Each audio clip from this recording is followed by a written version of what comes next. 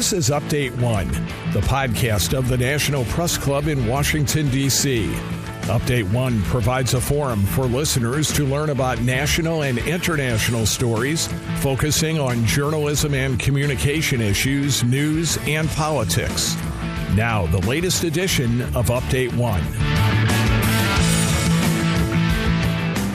I'm Adam Cano, and joining me today is American University School of Communications professor and history affiliate professor, Leonard Steinhorn. He has published numerous books and articles on politics, race, and other issues of our time. He currently serves as a political analyst for CBS Radio News and has also worked as a political consultant and speechwriter. Welcome to Update One. Hey, happy to be here. You cautioned Americans to take Donald Trump seriously well before his surprise 2016 win. What was it back then that you observed that so accurately telegraphed his later rise to power?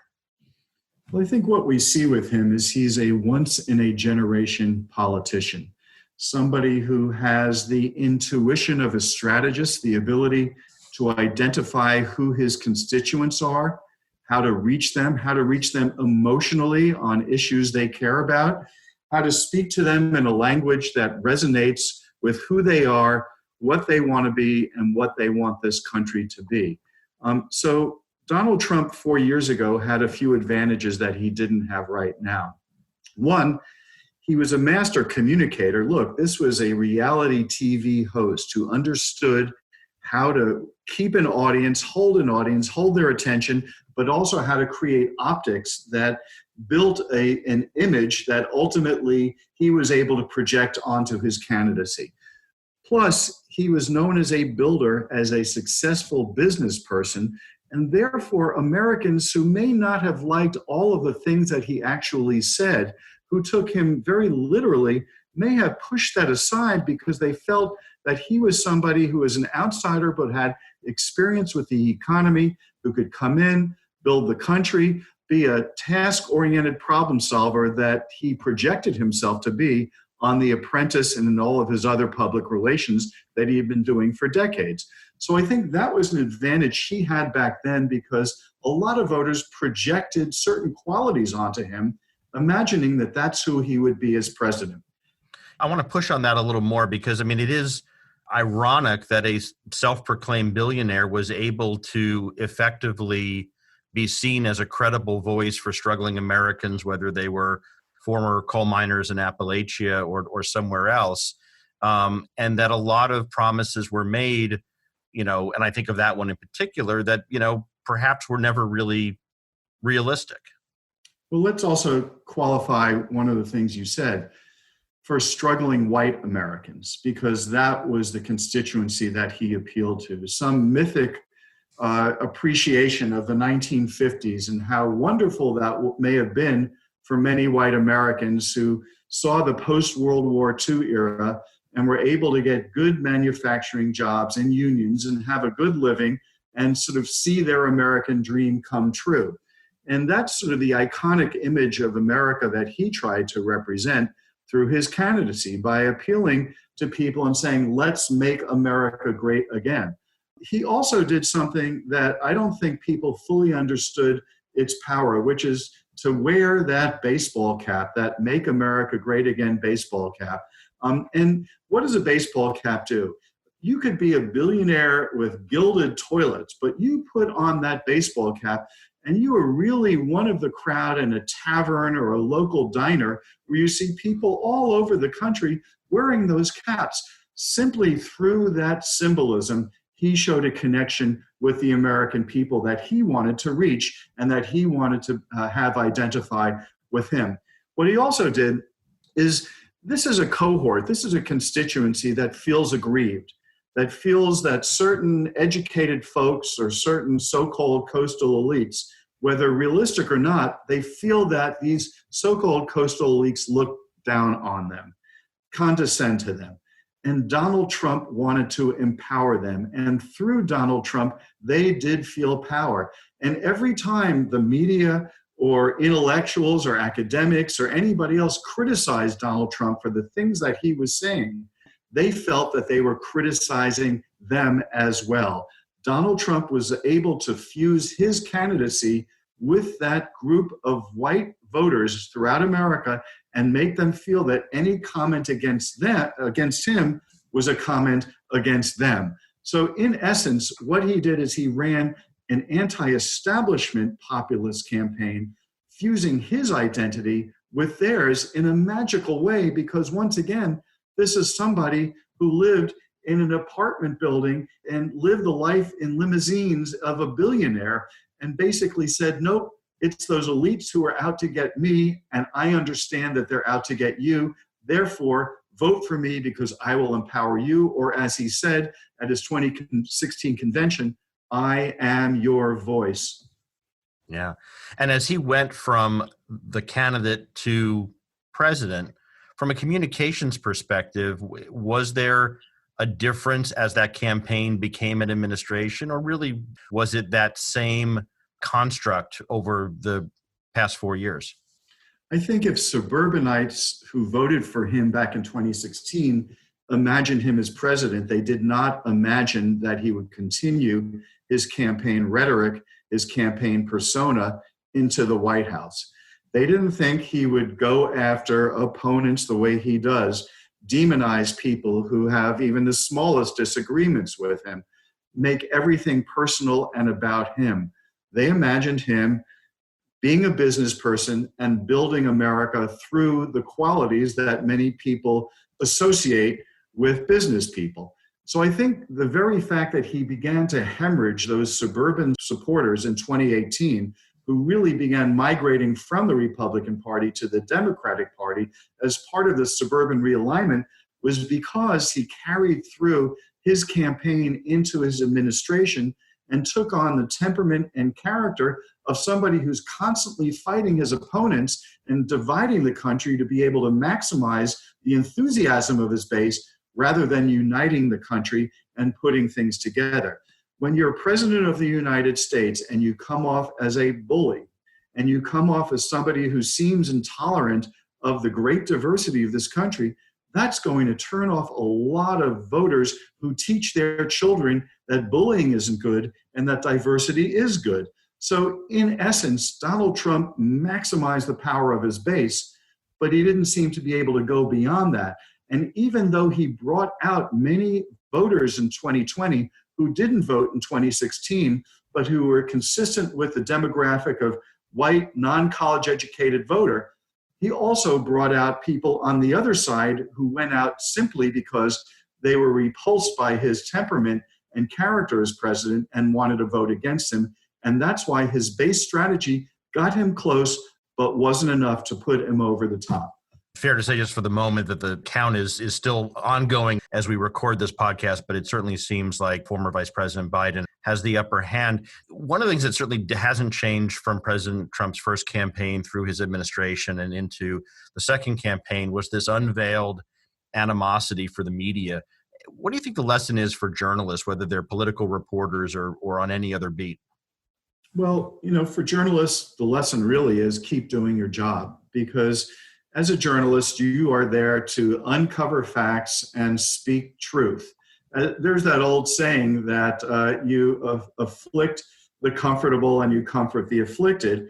But even more important, I think journalism has emerged in the Trump era not merely as a mirror of what's out there, because it's not always reporting both sides if both sides aren't adhering to the truth equally. Journalism is no longer the mirror that it may once have been, because people at least were telling the truth based on how they're interpreting the evidence. Journalism right now is a lamp, and it's a lamp that sheds light on the realities of our politics and society and culture, on the mistruths of any politician. And what they're basically doing is holding a lamp up to every politician and saying, hey, we are going to hold you responsible for telling the truth, for not lying, for not disseminating propaganda and disinformation and misinformation, and for leveling with the American people. If you do that, we will report everything that you say fairly, but if you don't, we will evaluate it in a way that sets it up against a standard of truth and evidence, and that's what we will hold you to. So I think in many ways, journalism has understood its responsibility as a lamp and not just a mirror in the Donald Trump era, and has been doing its job and doing it effectively. And you know what? Every administration has been angry with the media. If you go back to the George H.W. Bush administration, it was, support the president, anger the media, or whatever those bumper stickers were like. Barack Obama wasn't happy with the media. Bill Clinton wasn't happy with the media. George W. Bush wasn't happy with the media. But they accepted the media as a fundamental pillar of our democracy as protected by the First Amendment of the Constitution. And I do think that journalism has stood firm against the broadsides and attacks by the president as journalism being an enemy of the people, because they are confident in their role in a democracy. And I think they really have played that responsibly. I will say this, though, about journalism in the campaign. They paid way too much attention to the polls. And they respected the polls as a form of social science and allowed the polls to drive much of the narrative in the campaign. So I think journalists have to be far more critical of people who, let's say, call themselves social scientists, pollsters, the same way that they apply that critical lens to politicians who may say one thing or do another, or who may offer incomplete or inaccurate or untruthful information. You mentioned the polls, and obviously, the polls were wrong 4 years ago. Pollsters seem to, at the time, have taken that to heart and, made every indication that they had adjusted for underreporting of Trump voters in this cycle. And yet here we are. And that mythical 10-point lead that Vice President Biden had certainly didn't look like 10 points on election night.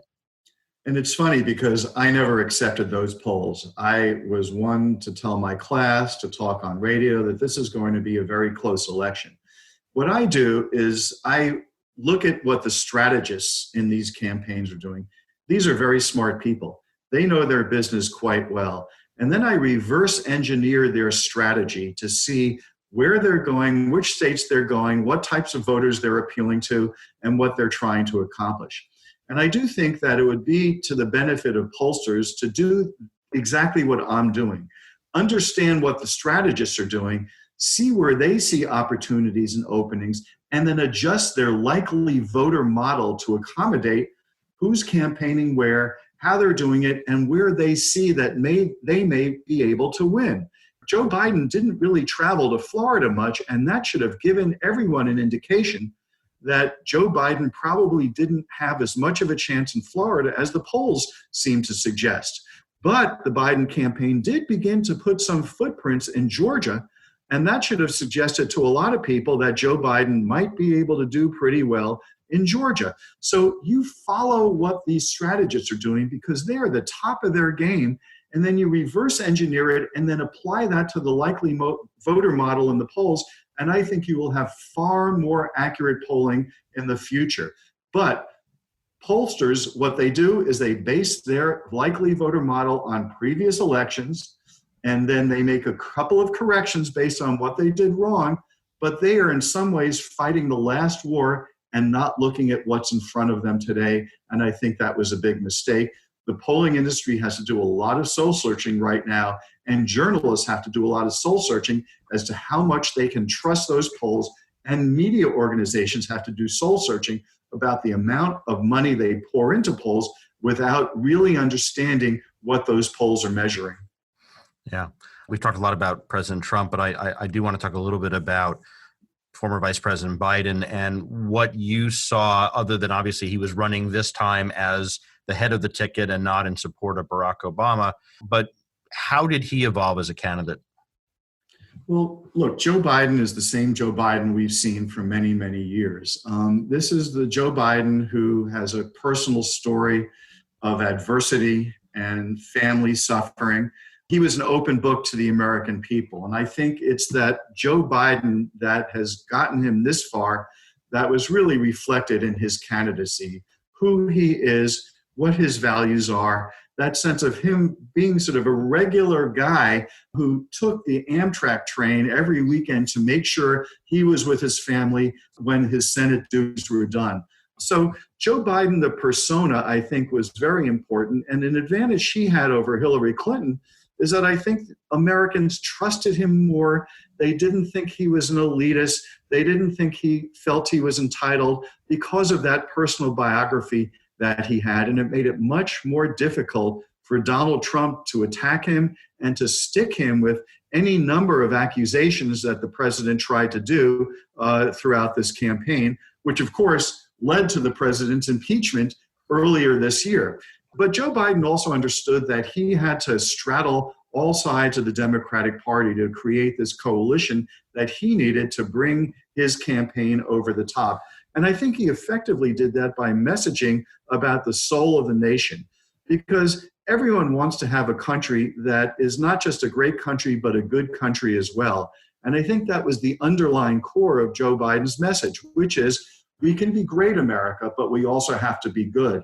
And that speaks to progressives, because progressives, good means enacting policies that will really empower and reach more people and give them more of an opportunity to fulfill and reach their American dream. And to moderates, being a good country means ending this divisiveness and ending sort of the irrational tweets in the middle of the night that accuse people and attack the press and go after courts and judges and anybody who disagrees with you.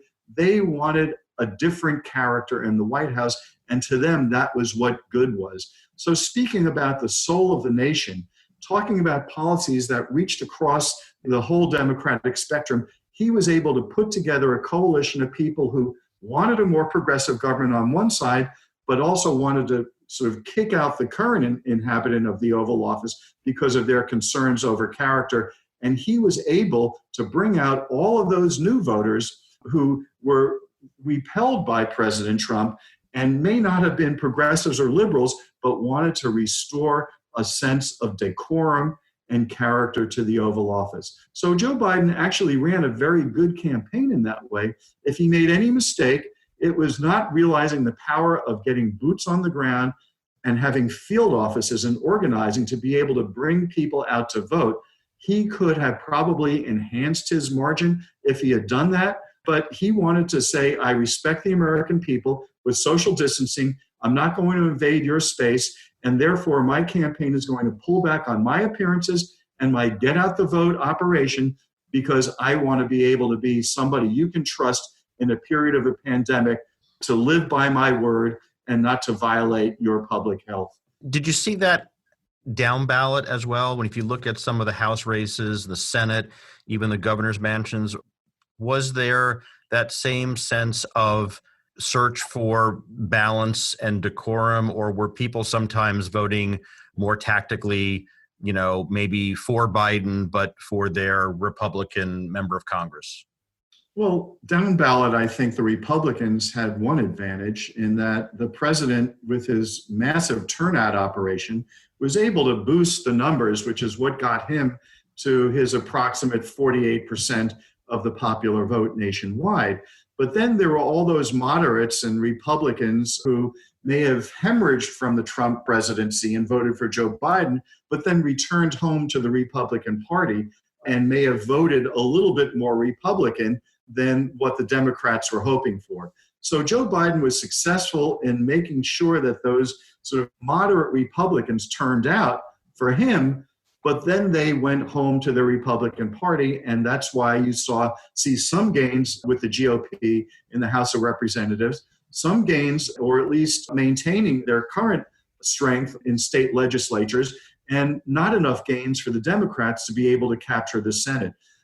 The problem with the Joe Biden strategy of not getting people on the ground and organizing is that it may not have brought out as many of the Democratic base that would have voted for the Democratic side of the column.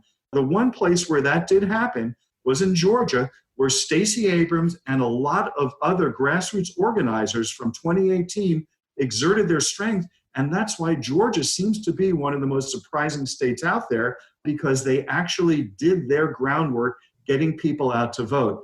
But it wasn't replicated nationwide. And I think that's the one area where the Biden campaign fell short. And that created a bit of an opening for the Republicans to hold on to the Senate, which arguably they may do, and to cut the Democratic margin in the House of Representatives, and to keep any number of state legislatures and state houses that the Democrats had hoped to flip.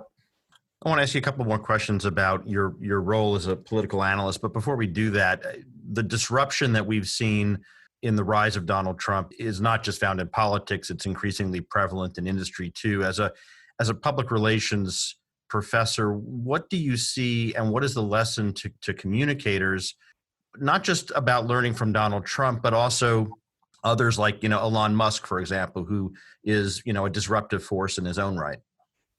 Well, I think one of the most important things anyone can communicate is that sense of authenticity. This is one of the biggest stories from this election that hasn't been talked about a lot. This next generation coming through is really the most progressive generation around. They tend to vote liberal. They're inclusive in spirit and in practice. They see diversity as a fundamental moral value, and any form of discrimination or bigotry, they are repulsed by it. And even conservative Republican young people feel that way as well. So this is a different generation coming through. And what they will resonate with is that sense of authenticity.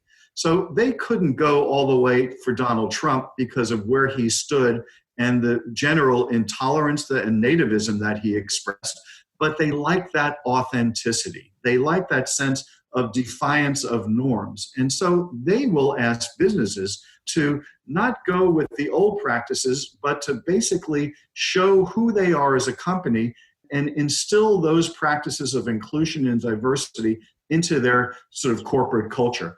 But they have an eye when those companies are just giving lip service to that and not acting in an authentic way. So I think that's an important lesson for businesses via Donald Trump, but also via this election, is that younger people, younger consumers, they want that authenticity, but they also want that inclusivity in how they see companies doing their corporate practices. So I think that's a big lesson.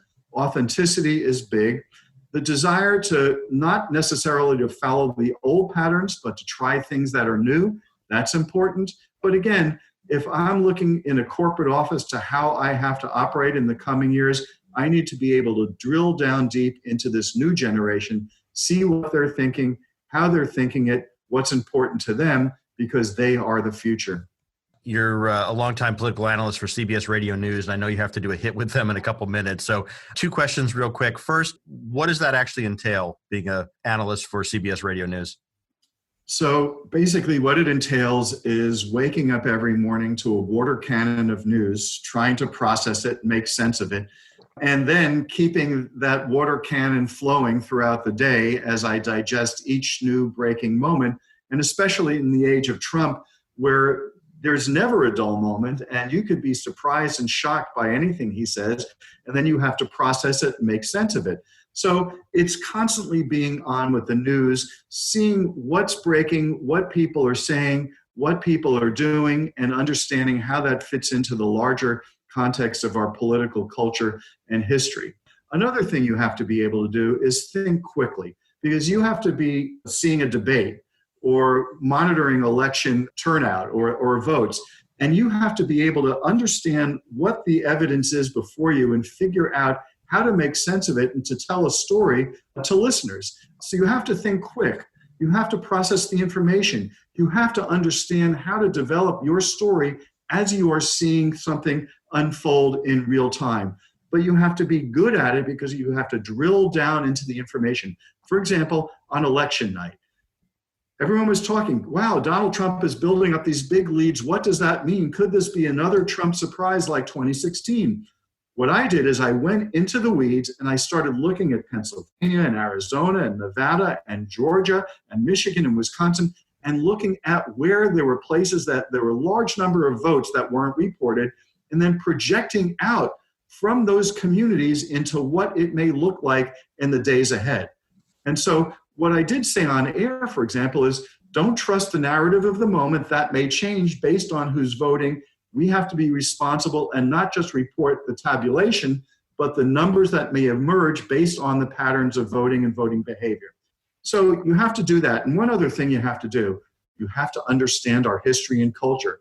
Politics is not detached from who we are as a people, who we were as a people, and how the past informs the present and the future. If you don't understand that and have a deep and rich knowledge of American history and culture, you're not going to be able to add much value to political analysis, because you're just then crunching some numbers and going with breaking news and not putting it in the context of the American people and who we are and what is important to us. Yeah. And just real quickly, the role of media, both traditional and new media, in that equation. Well, media is flooding our zone every single day. And what we have to do is to resist the seduction of an alert, resist the seduction of a notification, and step back and manage the information that comes to us so that we're not just jumping from one bit of news from one media source to another. We have to be able to maintain our critical distance, our critical thinking, and we have to give ourselves the space to evaluate this information, because in the long run, as you and I both know, our founders didn't invent our system to be based merely on the consent of the governed. They founded it to be based on the informed consent of the governed. So what we have to do is not allow all of these media platforms to manage us. What we have to do is manage them. Professor Steinhorn, thank you so much. Hey, thanks so much, Adam. Leonard Steinhorn is professor of American University and a political analyst for CBS Radio News. He is a colleague of mine in the Public Communications Division at AU School of Communication. For Update One, I'm Adam Cano.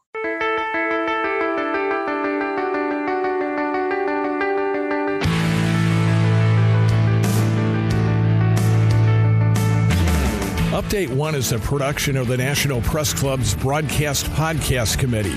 You can comment on this podcast or any episode of Update One by sending an email to updateonepodcast, that's update, the number one podcast, @gmail.com. Thanks for listening to Update One.